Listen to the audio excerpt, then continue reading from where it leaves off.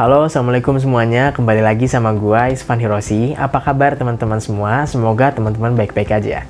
Pada kesempatan kali ini, gua nggak akan review buku, tapi gua bakal bikin semacam video podcast bareng teman gua yang membahas mengenai isu sosial media dan juga mental health. Kebetulan teman gua ini pernah menderita penyakit anxiety disorder atau panic disorder. Jadi di sini dia bakal berbagi apa penyebabnya dan apa hubungannya dengan sosial media serta bagaimana tips-tipsnya untuk mengatasi mental health tersebut. Jadi buat teman-teman semua yang penasaran sama videonya, tonton video ini sampai habis dan juga jangan lupa untuk klik tombol subscribe-nya dan nyalain juga lonceng notifikasinya biar teman-teman gak ketinggalan sama video gue berikutnya. Dengan begitu, teman-teman juga terus membantu gue untuk terus berkarya membuat video-video kedepannya lebih baik lagi. Terima kasih semuanya. Halo, assalamualaikum Mas Tofu. Waalaikumsalam, Mas Nah, Krispan. Halo halo, semuanya. halo semuanya. Mas Tofu, apa kabar Mas Tofu? Alhamdulillah sehat, sehat. Sehat, Alhamdulillah sehat. sehat jasmani dan rohani. Nah, ini Mas Tofu nih kebetulan termasuk teman gue di kantor, jadi kita di sini pengen Ya, sharing-sharing gitu ya Mas Tofu ya. Ngobrol sih ya lebih yes, tepatnya ya. sambil ngobrol Ngobrol-ngobrol aja ya. santai. Nah, benar sih.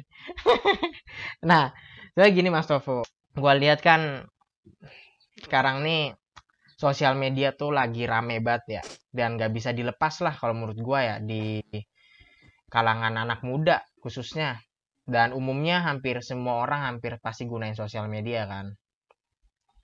Nah, entah yang Ya, ada terus-terusan tambah mulai dari dulu gue main Friendster, tapi itu waktu kecil banget gue masih SD pakai SMP gitu gue main Friendster. Terus habis itu gue main Facebook, ada habis Facebook ada ya, Pet kan, ada Pet, ya. ada Instagram sekarang dan booming banget. Terus nggak berhenti-berhenti gitu, sampai akhirnya ada TikTok lah yang sekarang lagi rame juga, lagi booming banget gitu kan. Nah, sebenarnya pendapat lu gimana nih Ya. tentang sosial media, Mas, yang belakangan ini jadi tren di masyarakat? Ya.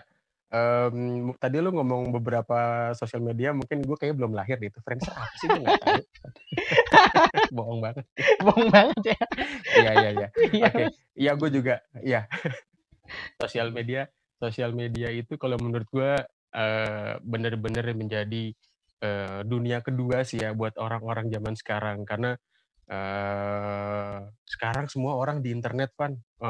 Lu mau berteman, lu let's say lu nyari jodoh, pacaran ya, lu mau jualan di internet, bahkan olahraga, e-sport juga di internet, orang mau ngapain semua di internet. Jadi bener-bener menjadi satu dunia yang baru, yang di luar dunia nyata, yang lu tuh juga hidup di dalamnya dan bahkan yang lebih parah, orang-orang menghabiskan 1 kali 24 jam itu mostly malah lebih banyak di dunia maya ketimbang di dunia nyatanya gitu loh. Dan itu jadinya jadi jadi pisau bermata dua jadinya tuh. Jadi Hmm. maksudnya sosial media di satu sisi bisa bisa kalau di tangan orang yang tepat bisa berguna, tapi kalau jadinya jadi misuse atau digunakan dengan cara yang salah, hidup lu nanti akan kena efeknya tuh, efek negatifnya. Gitu sih kalau menurut gua, Hmm. sosial media sekarang ya gitu khususnya. Iya, iya bener Mas. Setuju gua juga ngerasain Mas. Kalau misalnya gua sosial media nih gak kerasa banget Mas.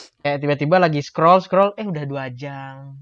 Scroll scroll tiba-tiba Yes. udah hampir 3 jam sendiri. Padahal kalau misalnya gua suruh belajar atau suruh baca buku tuh nggak bakal bisa bertahan selama itu ya. Walaupun gua kadang Ya, suka baca buku tapi nggak bisa setahan gua buka Instagram atau gua buka Twitter misalnya gitu. Gue juga kenapa? Gue juga bingung gitu. Itu ya, berarti ya. ya. Lu Itu jadi maksudnya jadi suatu suatu apa, tools atau alat yang itu tuh lu harus bijak lah makainya gitu. Karena hmm, memang jadinya lu akan apa ya, kalau nggak bisa ngelola, nggak bisa manage, wah udah ntar lu akan edik. ya dikembang sendiri ya. Bahaya sih Mas. Iya, Nah, bahaya. Endingnya yang gua ngeri itu ending efek-efeknya kalau misalnya nggak apa ya, nggak di-manage dengan baik, endingnya tuh nanti pasti ada deh gitu, ngeri-ngeri sih. Ya lu kalau dengar berita kan juga, apa, penyalahgunaan sosial media kan, ya orang hmm, diculik lah, terus Hmm. habis itu diperkosa, nauzubillah deh, ngeri gitu. Alhamdulillah, Beritanya ngeri-ngeri pernah ya. dari sosmed ya, Hmm. ditipu-tipu lah, online shop gadungan, ya gitu-gitu deh. Iya. Makanya ya kita bijak aja makanya. Nah, belum belum lagi kan kalau misalnya di sosial media tuh kadang suka kita ngerasa insecure gitu Mas sama kehidupan kita.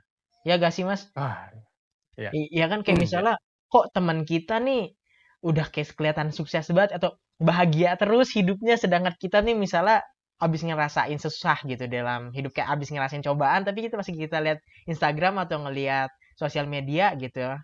Itu tiba-tiba ngeliat ih teman kita kayaknya bahagia banget gitu dan kita kayak ngerasa Wah, ya. iri atau insecure sama hidup kita ya gak sih Mas? Hmm. Ya kan? Itu gue juga ngalamin sih, Pan. Ya gue yakin lu juga ngalamin ya. Kalau gue sih jadinya lucunya adalah sosial media itu ajaib menurut gue. Hmm. Sosial media, terutama kalau gue yang kemarin baru gue tulis di blog itu Instagram. Instagram itu lucu. Gue di blog sama temen deket gue, tapi gue di close friend sama orang yang gue nggak kenal. Itu seajaib itu. Maksudnya itu salah satu keanehan ya. Yang Ah, keanehan yang lain yang ada yang tentu tadi lo bilang bikin insecure. Nah, itulah tadi maksud gua salah satu efek sosial media ke hidup kita itu kita tuh harus aware dulu nih. Kita harus tahu dulu sosial media itu banyak manfaatnya atau mudorotnya ke hidup lu sehari-hari. Kalau lu malah jadi insecure, lu malah jadi wah teman-teman gue udah pada gini, gue kok gini-gini aja gitu. Maksud gue, waktu lu untuk menyesali hal itu tuh sebenarnya bisa lu gunakan untuk doing something else yang mungkin akan banyak gunanya ketimbang lo kayak ngeliatin teman-teman lo yang udah sukses gitu. Kalau gue sih berpandangan seperti itu.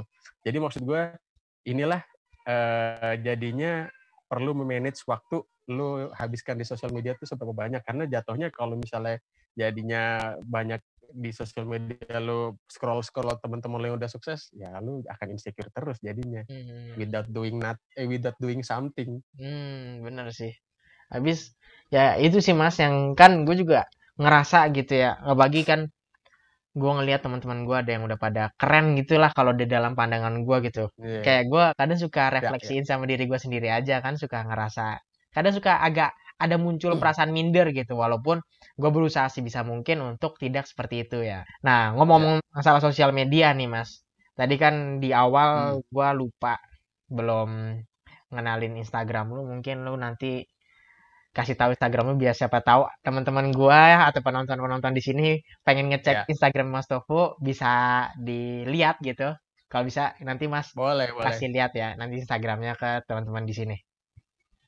Oke, oke, oke. Nanti boleh, pokoknya feel free. Apalagi kalau misalnya nanti ada yang punya related ceritanya dengan cerita yang akan kita obrolin di sini atau pengen nanya-nanya, feel free untuk kontak. Jadi nanti dikasih atau sekarang aja. Sekarang nggak apa-apa Mas. Nanti aja. Langsung aja add gitu. Oh iya, nanti Nanti gua tulisin. Instagram gue Hmm. Instagram gue @taufanfuad.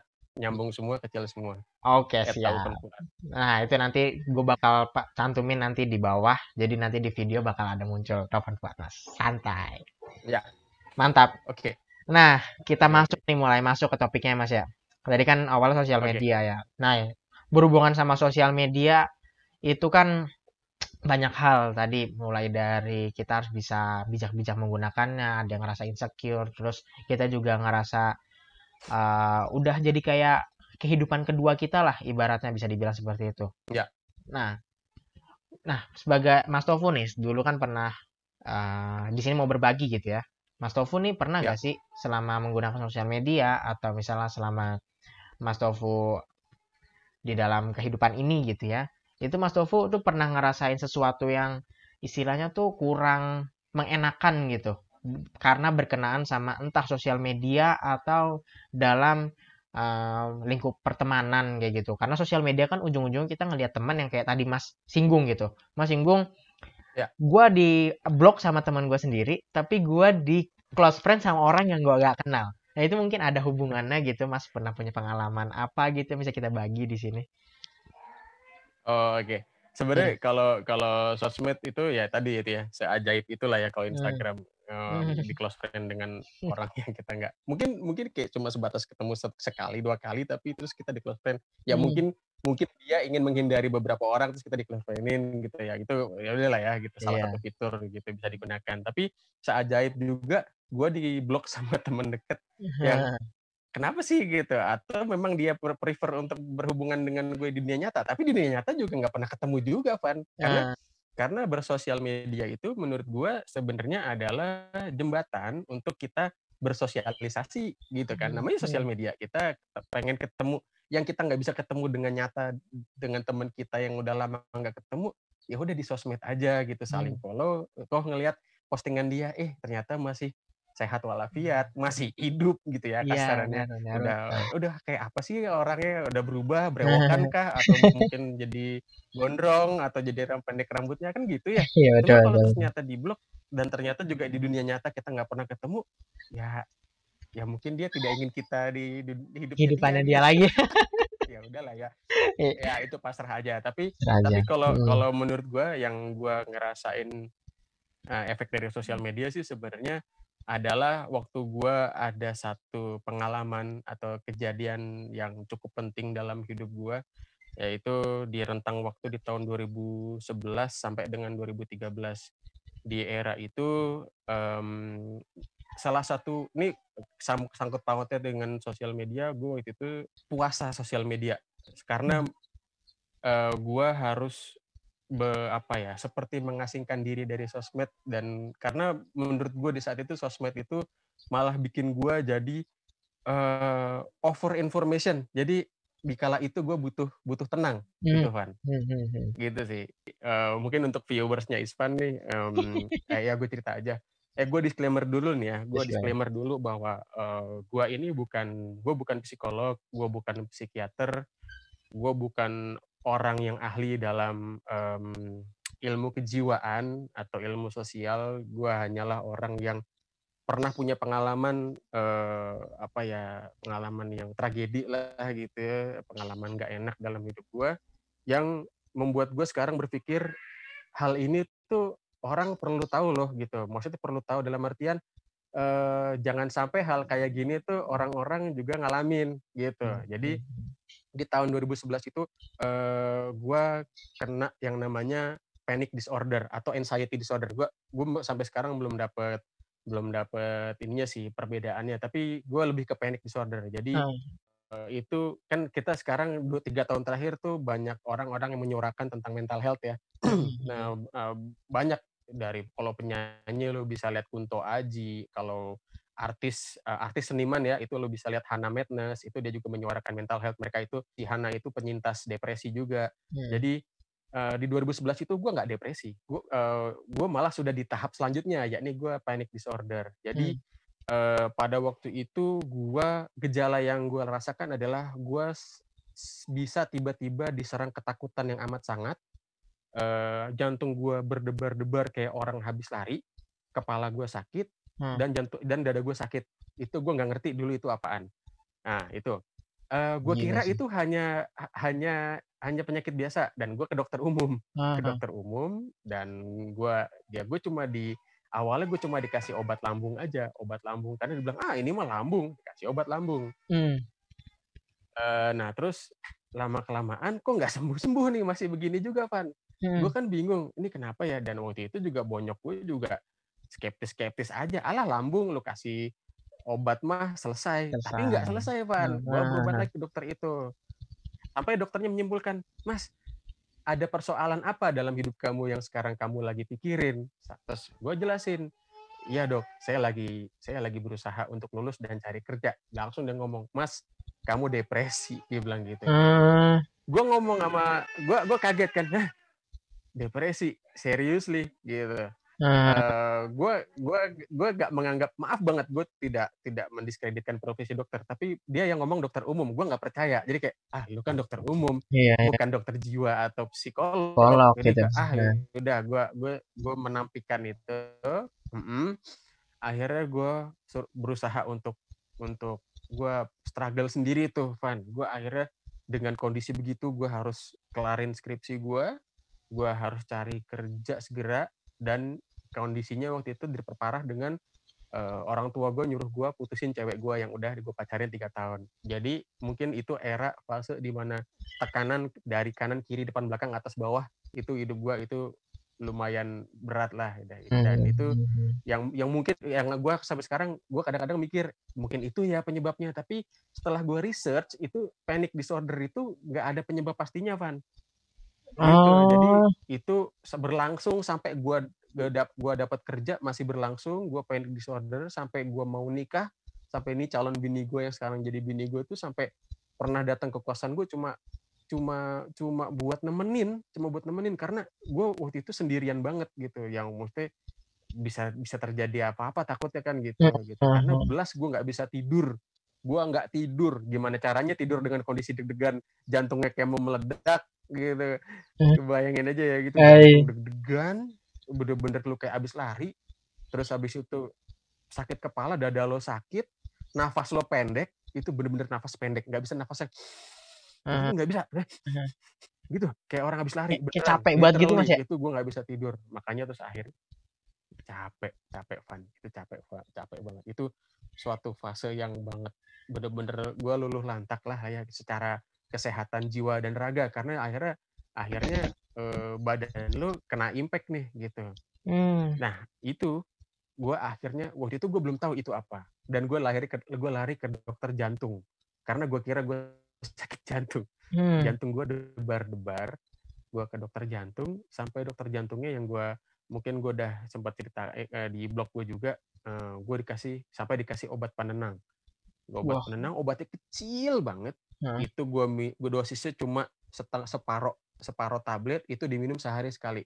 Dan itu gue minum kalau malam biar gue bisa tidur. Dan itu gue tidur juga cuma bisa 2 jam. Habis itu bangun deg-degan lagi. Gile. Itu bener-bener kacau. Jadi lu jadi nggak bisa berangkat kantor, lu nggak bisa beraktivitas karena lu diserang ketakutan yang nggak jelas, Van. Lu jadi takut semua hal. Gue jadi takut naik pesawat, gue jadi takut naik mobil, gue takut naik eskalator kalau di mall. Itu segitunya, Van. Itu maksudnya yang membuat gue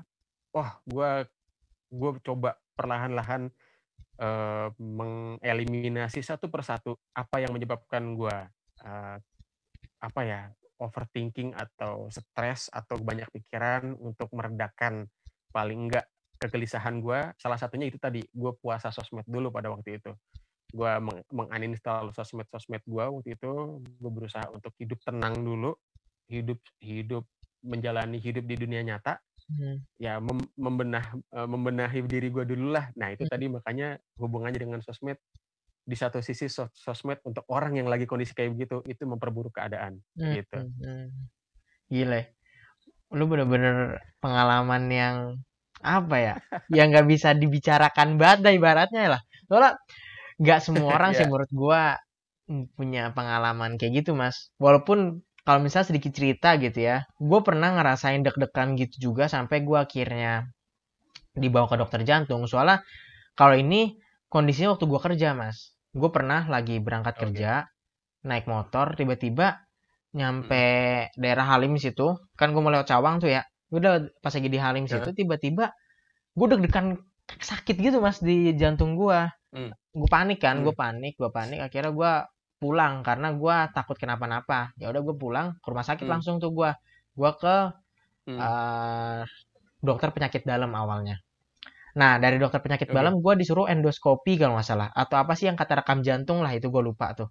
Nah gue rekam jantung, pas lagi direkam jantung ternyata gue normal Mas rekam jantungnya. Terus si dokternya bilang nggak ada kenapa-napa, ya itu katanya ini kayaknya lagi mikirin sesuatu gitu. Terus ya itu gue cuman pengalaman doang Mas. Terus ditanya emang kenapa, lagi mikirin apa. Nah saat itu gue diledekinnya sama orang tua gue, ini mau nikah gitu. Jadi ya gue diledekinnya begituan. Terus ya udah gue kayak ketawa-tawa doang. Tapi lama kelamaan gue dikasih obat segala macem. Ya nggak selama lu sih Mas, nggak yang kayak sampai seharian gitu. Tapi itu agak sampai hilang, datang tiba-tiba aja gitu. Kadang ada, kadang enggak, tapi berangsur tuh 3 hari selesai kayak gitu. Tapi habis itu alhamdulillah udah nggak ada lagi. Nah gue denger cerita lu yang kayak gini kayak ngingetin gue apa emang bener kayaknya stres atau tekanan itu tuh emang apa namanya, mempengaruhi banget sama hal-hal semacam ini gitu. Oke.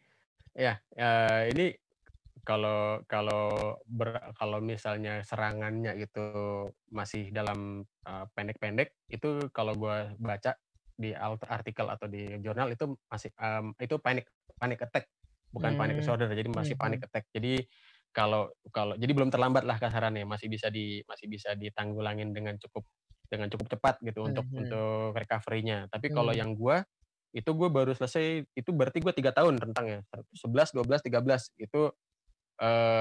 itu di era-era gue yang itu gue bilang tadi, gue bener-bener bad, pokoknya kualitas tidur gue jelek banget karena gara-gara si itu tadi. Nah, gue persis sama lo, gue ketika di dokter jantung, gue direkam apa tuh EKG ya, EKG, EKG EKG, itu dia bener. sampai EKG ya, dia Heeh, sampai heeh. geleng-geleng, Mas, kamu ini kayak abis lari maraton, kamu kayak gini nggak akan bisa tidur. Heeh. Terus gue nanya, jantung saya ada yang salah dok? Jantung kamu nggak masalah, ini kamu yang bermasalah. Waduh, Waduh. gokil. Dan itu gue sampai 2 atau 3 kali visit dokter jantung, dia sampai ngebuka lagi resepnya dia loh. Yang saya kasih bener kok nih obatnya. Obatnya. Kamu kenapa masih kayak gini ya? Iya, sampai akhirnya, Mas, kamu depresi, kata si dokter jantung. Itu dokter jantungnya udah meninggal sekarang. Dokter Oh. jantung di kantor lama dulu. Heeh, heeh, heeh. Udah meninggal. Itu udah senior, itu udah umur 60 something lah, udah banyak Oke. makan asam garam. Yang akhirnya kalau gua pertemuan selanjutnya sama dia tuh akhirnya jadinya malah konseling, Van. Ngobrol gitu Bukan ya. bukan direkam jantung, malah dia diajak ngobrol. Gini, Mas, gini. Dia cerita pengalaman dia dulu sekolah dokter zaman Belanda lah, apa segala macem. Yang akhirnya dan gue feel better setelah gue diajak ngobrol tuh. Artinya memang bukan fisik gue yang sakit gitu, tapi ini nih Pikiran dalam ya. kepala gue yang yes, yes, Eh, gitu Van. oh gitu ya. Nah, itu Mas, kalau kayak gitu tuh sebenarnya disebabin sama semacam kayak tekanan ya. Paling besar tuh tekanan ya. Tadi kan udah nyebutin tekanan tuh ada 3 ya. Kayak lu harus cepat kerja, lu harus cepat lulus, sama lu harus putusin cewek lu tuh saat itu. Mantan lu berarti yang sekarang Putusin jadi cewek. mantan lu. Iya, Nah, iya, gue jadi iya. pengen tahu gitu. Sebenarnya yang lu lakuin setelah itu, apakah lu beneran putusin cewek lu? Terus gimana lu ngatasin untuk cepat lulusnya di saat keadaan seperti itu? Gue ngakuin mas, skripsi susah banget mas. Gue ngakuin skripsi susah banget. Tanpa ada Ya, tekanan aja udah ngerasa susah gue mas. Apalagi lu ngerasain seperti itu. Sama yang ya, ketiga tuh tadi lu nyari kerja ya. gimana sama kondisi yang seperti itu? Hmm, Oke. Oke, gue berarti kudu runut nih ceritanya nih. Gue oke mas, berarti skripsi dulu. Jadi skripsi dulu. di gue pertama kali kena serangan panic attack itu gue masih skripsi, sebenarnya itu lagi siapin sidang skripsi. Jadi skripsi Hmm, sih sebenarnya udah selesai. udah lewat Jadi ya? gue lagi belajar, lagi nyiapin dan udah lewat. Jadi dan gue ceritain dulu ya bahwa skripsi gue tuh 3 tahun ngerjainnya. Buh, Jadi gue kuliah total gue 6 tahun. Gue kuliah total 6 tahun, itu 3 gile. tahunnya doang itu cuma buat skripsi, Van. Jadi sebenarnya Gile. teori itu semua Cepet selesai banget. 3 tahun, Iya. tapi gue apes. Gue dapet dosen yang eh luar biasa lah ya. Itu Iya, dia paham lah. baru balik dari Australia lah ya. Dia Ah, baru doktor dari sana, dia eh, punya standar sendiri. Judul yang gue kerjain harus gue ulang dari awal gitu. Jadi gile. 3 tahun itu. Berasa Udah sih. cukup segitunya, Hmm. udah cukup segitunya dengan bonyok gua yang terus-terusan menekan gua. Kapan selesai skripsi? Malu punya anak udah umur segini belum ada kerjaan dan lain sebagainya. Dan itu dilakukan berulang kali setiap gua di meja makan, gua pulang dari mana ditanyain gimana skripsi, gimana skripsi. Itu adalah apa ya? Mungkin kayak kalau batu tuh ditetesin air Iya. lama-lama berlubang gitu kan. Gitu, suatu hal yang kecil tapi kalau tiap hari lu tanyain Lakuin gitu tuh terus lama-lama males. gede. Iya, gue jadi bahkan males keluar kamar, males turun ke bawah buat makan, gue males karena pasti kalau di ruang makan ditanya, "Gimana skripsi? Masa gini doang? Masa gitu-gitu doang belum ada progres?" Itu. Akhirnya gue kena tuh panic attack. Wah, gimana caranya gue siapin, akhirnya gue lulus. Nah, terus yang soal cewek gue ini, mulai nih setelah gue lulus, bokap gue nanyain, nih sebenarnya bapak mau ngomongin ini udah dari lama, cuma nunggu kamu lulus dulu baru biar kamu nggak ada pikiran. Apaan lagi nih dalam hati gue. Akhirnya dia minta gue putusin cewek gue waktu itu karena alasan memang tidak direstuin aja. Kan gue bingung, gue udah 3 tahun pacaran ini cewek, tapi harus putus saat itu juga gitu. Gue disuruh balikin semua barang-barang yang dikasih sama cewek gue, terus habis itu semua barang-barang harus dimusnahkan yang ada kaitannya dengan cewek gue itu Besar. Ya, kalau pertanyaan lo tadi gue milihnya gimana, ya akhirnya gue putusin, Van. Oh. Tapi itu tidak saat itu juga gue putusin. Heeh. Karena sampai dengan gue akhirnya keterima kerja, itu baru gue putus setelah gue kerja. Jadi tuh kayaknya tuh rentang dari bonyok gue bilang udah putusin sampai dengan bener-bener cut gitu ya, itu kayaknya rentangnya hampir setahun. Karena tuh yang cewek gue masih bolak-balik kayak nanyain, berarti kita masih sering ketemu lah gitu. Ini gimana masih ada apa enggak, bahkan sampai yang kawin lari aja yuk. Aduh gitu. Tapi pada saat itu gue cuma berpikir, aduh gue sampai finalnya adalah gue mendingan disumpahin mantan ketimbang disumpahin orang tua gue sendiri gitu, yang akhirnya maaf banget akhirnya memang udahan. Dan itu cukup berat, Van, cukup berat gitu. Dan 3 tahun dibangun, terus gue mencoba untuk meyakinkan orang tua gue bahwa gue serius dan gue milih ini orang, kasarannya gitu, dan akhirnya harus di-cut. Itu berat banget. Pasti sih. Udah. Dan untuk soal kerjaan, dapat kerja itu gue cuma hoki aja sih. Gue hoki, gue cuma lamar, dan gue nggak gue nggak niat untuk dapetin kerjaan tersebut, tapi terus ternyata gue dapet itu. Kalau kerjaan sih gue alhamdulillah sih gue ngerasa nggak terlalu banyak hambatan. Cuma yang parah memang tekanan waktu gue disuruh lulus sama gue disuruh putusin cewek gue, yang akhirnya hal tersebut malah memperparah panic disorder gue, karena terus-terusan tekanannya terus-terusan, Van, karena tekanan tersebut datang dari orang rumah kita gitu. Orang terdekat Lu kita bayangin, ya, gampangnya gitu ya. Yes, orang terdekat, di mana rumah itu harusnya tempat kita mendapatkan perlindungan, shelter, kita dihargai, kita diterima apapun kita apa adanya gitu ya, apapun kita kondisinya itu kan di rumah. Orang-orang yang tahu jelek atau baiknya kita itu kan orang rumah, harusnya begitu ya. Terus berarti emang yang gue lihat, lo masalah yang paling terbesar itu disuruh lulus cepat itu ya, sama mutusin cewek lu itu kan. Ya, yang pada akhirnya gue mencoba untuk research setelah gue berhasil recover dari panic disorder itu. Gue mencoba research bahwa orang yang rentan terkena panic disorder itu adalah orang-orang yang peralihan dari satu fase ke satu yang lain. Misal lulus SMA mau kuliah, lulus kuliah mau kerja, atau udah kerja mau menikah, itu rentan panic disorder. Karena satu, pemicunya lu stres awalnya. Itu lu stres, ditambah terlalu banyak over informasi gitu ya, terlalu banyak informasi yang lu diterima oleh otak lo yang sebenarnya itu juga nggak guna-guna banget.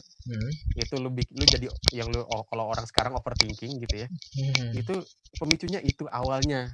Cuma kalau abis itu tidak tertanggulangi dengan baik, itu bisa jadi parah, jadi panic disorder kayak gue. Aduh, sorry ya, ini ada anak gue. Nggak apa-apa mas, nggak apa-apa mas. Jadi backsound mantap mas. Jadi kondisinya pada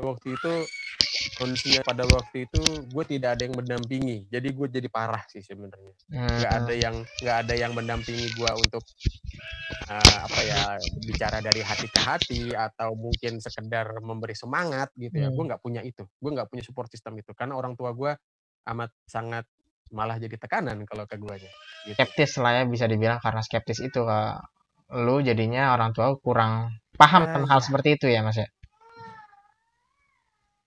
Iya, karena kalau bisa dibilang hubungan gue dengan orang tua gue juga kurang hangat lah. Kurang hangat dalam artian gini, orang tua gue itu tipikal orang tua yang ini loh, old school lah. Old school, yang kepengen banget anaknya itu jadi seseorang yang kudu banget kayak yang dia bayangin gitu. Jadi, dia bayangin gitu ya. Yes. Sebagai gambaran, kehidupan gue dari lahir sampai gue dewasa tuh kayaknya udah diprogram tuh, udah di setting sama dia. Gue akan sekolah di mana, gue nanti harus kuliah apa, gue nanti kudu nikah sama orang yang gimana, itu kayaknya udah disetting sama mereka. Jadi amat banyak dalam kehidupan gue hal-hal yang gue nggak pernah bisa dapetin sesuai dengan keinginan hati gue karena semua sudah disetting sama bonyok. Nggak ada tawar menawar. Jadi memang jadinya culture itu di rumah kaku banget gitu, Van. Jadi kaku, amat sangat kaku hubungannya. Bukan yang hangat gitu ya. Kayak gue kalau teman-teman gue tuh bisa yang ya mungkin kalau di era dulu di zaman masih kecil masih bisa ngelendot gitu ya katakanlah manja-manjaan sama orang tua, gue enggak gitu, gue enggak karena bonyok gue ya kerja gitu. Terus habis itu ya gue juga mendapatkan kesenangan atau hiburan malah ya dari luar rumah karena di dalam rumah gue nggak mendapatkan bahagiaan gitu. Jadi sekaku itu. Jadi gue waktu itu kena panic disorder karena kondisi rumah amat sangat tidak kondusif untuk gue recover gitu. Oh, tapi lu selama ngalamin panic disorder itu pernah ke psikiater gak mas atau psikologi gitu yang ahli kejiwaan? Enggak, Pan. Oh nggak pernah ya? Orang-orang dengan panic disorder atau depresi most of the time malu ya, malu atau takut untuk konsultasi. Gue nggak tahu kenapa ya, dan gue ngerasain itu dulu gitu. Yang ya satu sisi gue juga nggak tahu harus kemana gitu ya, karena yang gue tahu ya jantung gue deg-degan, ya udah gue ke dokter jantung gitu. Gue nggak tahu itu kayak gangguan yang mungkin kayak kejiwaan atau psychologically gitu ya, gue nggak tahu. Jadi di satu sisi bahkan gue speak up ini juga gue agak ragu karena hal-hal seperti ini gue nggak pernah gue omongin ke orang, dan bahkan cuma gue tulis di blog karena gue takut dijudge gitu. Dan gue juga dijudge pernah gitu, dan nggak cuma pernah, sering ketika gue ngobrol soal ini. Baru intronya aja udah ada cemen lo, laki-laki apaan lo, gitu doang, iya kan, lembek apa segala macam. Itu yang gue amat sangat gue takutin dari gue bercerita soal ini. Makanya salah satu terapi yang gue bisa lakukan waktu itu gue menulis. Gue tulis di blog gue semua. Itu gue alhamdulillah gue udah blogging 10 tahun. Tapi maaf, blognya itu blog private, Pribadi ya? jadi cuma beberapa orang yang bisa baca. Itu kayak buku diary gue aja.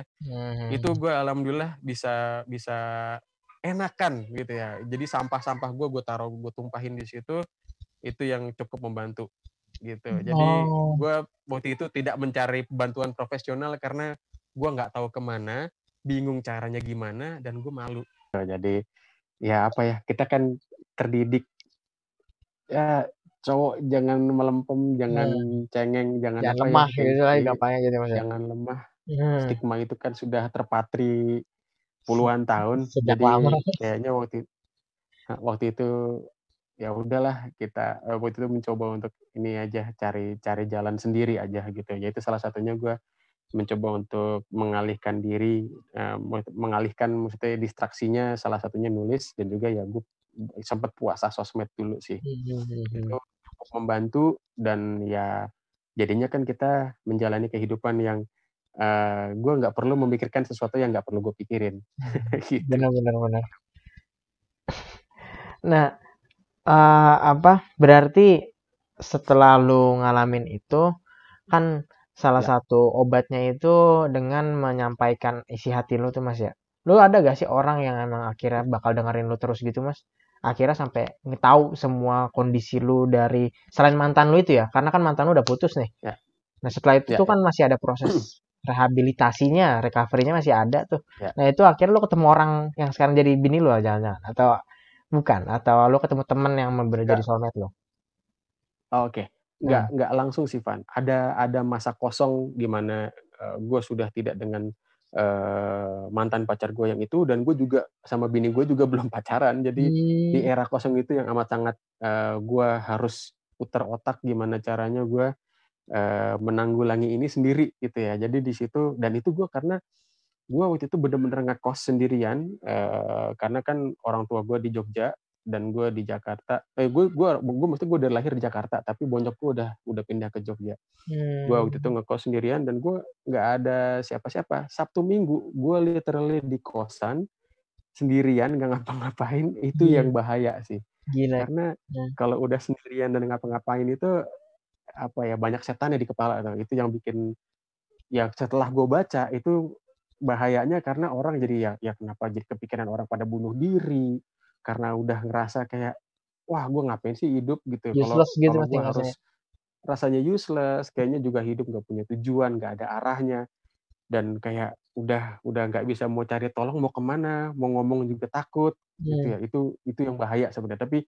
Tapi alhamdulillah gue Allah masih kasih gue Kesempatan. keselamatan, masih gue kasih hidup. Jadi alhamdulillah waktu itu gue ya udah gue nulis, gue mencoba untuk nggak di kos. Kalau Sabtu Minggu gue pergi kemana kek, gue cuma lihat-lihat lihat-lihat orang, lihat keramaian, cuma biar kepala gue tuh isinya bukan hal negatif gitu sih pada waktu itu. Dan sampai akhirnya kalau ditanya siapa yang bisa mendengarkan gue saat ini, ya kalau sekarang ya ada istri gue alhamdulillah gitu, yang tempat gue curhat selain blog gue itu gitu. Tapi bang, gue rasa pengalaman hidup lu yang ini tuh bener-bener mengerikan sih mas ya, bisa dibilang. Soalnya 3 tahun tuh bukan waktu sebentar mas, apalagi ngerasain Iya, penyakit ya, itu hitungannya lama gitu. iya, Bahkan iya, kayak iya, lu Pak. dirawat seminggu di rumah sakit aja rasanya udah pengen cepet pulang kan. Apalagi lu kayak Yes. 3 tahun gak bisa nemuin apa obatnya. Obat pastinya kan kayak Ya, belum tahu apa gitu lah mas ya. Lu iya, ngelakuin hampir semua segala cara yang lu bisa aja gitu. Dan iya, alhamdulillahnya lu sembuh lah ya, bisa dibilang ya gitu. alhamdulillah, alhamdulillah sekarang Nah, sudah nggak kayak gitu lagi. alhamdulillah. Nah, apa jadi sekarang gue pengen ini kali ya. Gue pengen mungkin lu yang udah pernah pengalaman ngalamin kejadian itu, lu ada gak tips-tips atau saran-saran kepada mungkin di luar sana yang ngalamin hal serupa, terus lu mau ngasih apa ya, semangat, kata-kata semangat dari orang yang pernah Oh, ngalamin seperti itu, atau lu mau nyampe sesuatu kepada orang yang kalau ngelihat ada temennya yang kayak gitu dengan ciri-ciri tertentu, lu pengen ngapain kayak gitu, mungkin lu ada saran nggak mas? ah, ya tepat. Maksudnya yang lo omongin barusan benar. Hmm. Yang mau gue sampaikan itu akan untuk dua orang. Yang Nah, pertama untuk orang yang memang sudah mengalami ini. Pesan gue kalau kalian punya ada gejala-gejala itu tadi ya, kalian diserang rasa ketakutan seketika tanpa sebab, panik gitu ya dalam rentang waktu yang cukup panjang gitu ya, kalian mencoba untuk cari orang terdekat yang paling bisa ngerti kalian, katakan apa masalah kalian. hmm, Masalahnya apapun, apakah masalah pemicunya atau masalah soal si panic attack ini, kalian ngomong. Dan coba cari bareng-bareng kira-kira mau gimana. Apakah kalian butuh professional help, misalnya ke psikiater atau ke psikolog. Karena setelah gue baca research-nya, ini bukan penyakit yang maksudnya salah satu cara terefektifnya sebenarnya terapi, dan terapinya itu kalau nggak salah 12 minggu. Itu nanti hmm, ada konseling, ada terapi ini, terapi itu, dan itu sebenarnya yang tujuannya menjauhkan kita dari pikiran negatif. stimulus-stimulus yang bikin kita stres. Gitu. Hmm, Jadi hindari penyebab stresnya. Ya kalau gue dulu susah, penyebab stres gue orang tua gue sendiri. Mau lari kemana coba? Gue iya bingung kan. bingung sih, benar benar benar. Itu sebisa mungkin lu kalau memang ngalamin itu cari orang terdekat yang paling bisa ngerti lu, bisa mendengar lu, bisa menerima lu apa adanya, cari solusi bareng-bareng. Dan kalau misalnya memang butuh solusi profesional, lu bisa coba cari googling, atau misalnya kalau ada rumah sakit yang ada psikolog, coba konsultasi. Ya mungkin kalau mudah-mudahan biayanya gue nggak tahu ya besar atau enggak, cuma gue dulu tidak melakukan itu. Itu untuk yang kalian yang mengalami itu. Dan pesan gue, kalian nggak perlu khawatir, kalian nggak sendiri, ada banyak yang mengalami hal seperti itu. Jadi jangan patah semangat, jangan sampai lu mengakhiri hidup lu, pokoknya hidup lu itu berharga. Hmm, Pokoknya cari bantuan orang terdekat yang bisa menerima lo. Boleh teman, boleh tetangga, kakak atau adik. Atau kalau orang tua lo bisa mendengar lo, please, orang tua lo mungkin akan menjadi solusi buat lo. Itu pesan gue buat yang ngalamin itu.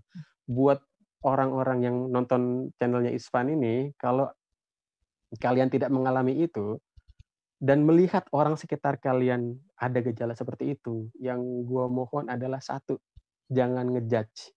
hmm, Satu paling simple, people jangan judging kalian itu bukan memperbaiki kondisi, bisa memperburuk kondisi mereka. Mereka butuh bantuan, mereka butuh orang untuk mendengarkan masalah dan bebannya dia, jangan ditambahin beban. Itu satu. Jangan ya sesimpel lu nahan komentar, jangan komen gitu. Jangan komen. Jangan Ya. komen. Kalau lu bisa ngasih bantuan, lu dampingin, lu temenin. Jangan sampai dia sendiri. Itu sih pesan gua. Karena orang-orang seperti itu butuh temen, butuh distraksi supaya dia otaknya tidak bermain dengan hal-hal negatif yang bikin dia nanti leads to something mengerikan lah.